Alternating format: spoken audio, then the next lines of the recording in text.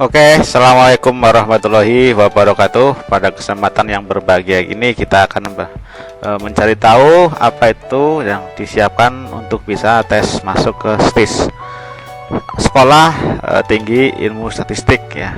Akan saya berikan trik dan tips ya supaya bisa masuk seperti apa. Oke, langsung saja. Nah, yang pertama jelas ya, kita harus belajar terus-menerus tanpa mengenal lelah, itu kuncinya ya. Jadi ketika kita sudah belajar terus-menerus, insya Allah hasil apapun yang akan kita peroleh, kita sudah merasa puas ya. Dan biasanya kita akan dengan maksimal sudah menguasai berbagai macam bentuk latihan soal, kemudian sering-sering membaca ya. Insya Allah dengan sering-sering melakukan seperti itu dan belajar terus menerus, tes akan mudah dan pikiran kita positif dan lebih siap untuk melakukan tes itu ya. Kemudian yang pertama kita berikan di sini ada tes akademik. Nah, ini yang harus kalian siapkan, tes akademik ya, tes sekolah. Jadi tes akademik ini yang kemungkinan nanti akan menjadi utama ya, penilaian utama juga di dalam seleksi masuk STIS ya.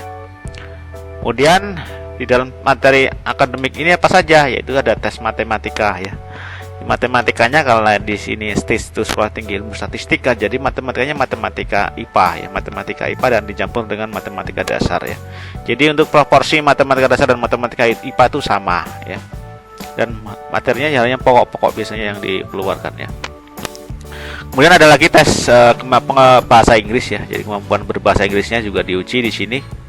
Seberapa mampu untuk bahasa Inggrisnya. Kemudian pengetahuan umumnya juga sama, pengetahuan umum ya. Pengetahuan umum makanya teman-teman di sini harus sering-sering membaca banyak kegiatan buku-buku pelajaran yang berhubungan dengan pengetahuan umum ya.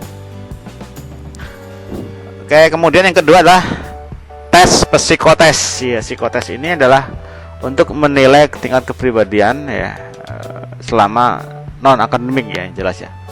Tes non akademik untuk mencari tingkat kepribadian dan tingkat intelijensi ya, intinya ya, kecerdasan ya. Nanti akan diberikan soal-soal yang simpel dan soal-soal yang berhubungan dengan kecepatan, ketepatan dan kreativitas itu ya.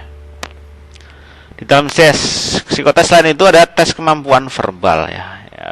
Tes kemampuan verbal itu dia bisa dalam bentuk sinonim ya, dalam bahasa Indonesia, antonim maupun padanan kata ya. Di sini ada tes-tes bentuk yang seperti ini. Sering-seringlah membaca buku, membaca kamus ya, atau sering-sering berlatih latihan soal dengan padanan kata yang diperkaya dengan sering-sering membaca. Itu kuncinya, itu di situ ya. Kemudian ada lagi tes numerik ya, itu tes numerik ya. Di sini tes numerik atau ada aritmatik dan deret bilangan, matematika juga. Namanya statistika ya, jadi penuh dengan materi hitungan ya. Aritmatik di sini adalah hitungan-hitungan sederhana, kecepatan gitu kan, sudut gitu kan. Kemudian jarak tempuh, kemudian hitungan-hitungan yang sederhana ya, pengubahan satuan gitu kan, yang praktis dalam kehidupan sehari-hari, bunga gitu dan seterusnya. Kemudian ada deret bilangan ya, di sini ada formula deret gitu kan, pola, mengikuti pola. Ada huruf, ada angka, itu yang sering teman-teman kerjakan. Nah, kemudian ada lagi juga tes logika ya. Tes logika ini berhubungan dengan logika, penerapan dari soal-soal cerita yang kita harus menganalisis supaya ada jawaban-jawaban yang mengarah ke logika kita. Seberapa besar, seberapa dalam tingkat logika kita bisa mengukur dari tes logika nanti ya. Kemudian visual spasial itu berhubungan dengan bangun ruang ya. Jadi bangun ruang, entah itu urutan, entah itu melengkapi unsur yang tidak ada gitu kan, atau kemudian ada beberapa unsur gambar-gambar yang diputar, dibalik, kemudian mencari pola-pola yang belum ada. Itu visual spasial ya, berhubungan dengan dimensi 3 itu kan. Sama psikotes gambar ya. Jadi kalian harus menggambar nanti untuk melihat seberapa tangkas tingkat seninya ya di situ menggambar kan. Tes dam dan tes dat ya. Tes dam itu nanti untuk menggambar manusia nih ya. Jadi harus detail ya, di sini kuncinya harus detail ya. Kalau tes dat itu untuk menggambar pohon itu kan, atau tes baum biasanya. Pohon atau tumbuhan. Itu intinya detail ya, yang penting lengkap. Misalkan menggambar manusia nih lengkap, ada kaki, tangan, perut, kuping ya kan, rambut juga ada, mata, hidung, mulut. Ya harus lengkap. Jadi jangan ada yang setengah saja gitu. Begitu pula yang gambar pohon pun tumbuhan juga harus lengkap, ada akar itu misalkan di dalam akar, ada daun, batang ya. Jadi proporsinya juga sama, proporsi. Misalkan gambar tangan sama gambar kaki ya jangan disamakan itu kan. Jadi untuk melihat gimana proporsinya seperti apa itu ya. Kemudian tes warteg ya, mengukur tingkat psikotes, diberikan sebuah gambar yang kita bebas menggambarnya, nanti ada kode-kode atau simbol-simbol tertentu. Misalkan titik, dari sebuah titik kalian harus menggambar apa terserah, dan titik itu dijadikan sebagai pusat penggambar itu ya.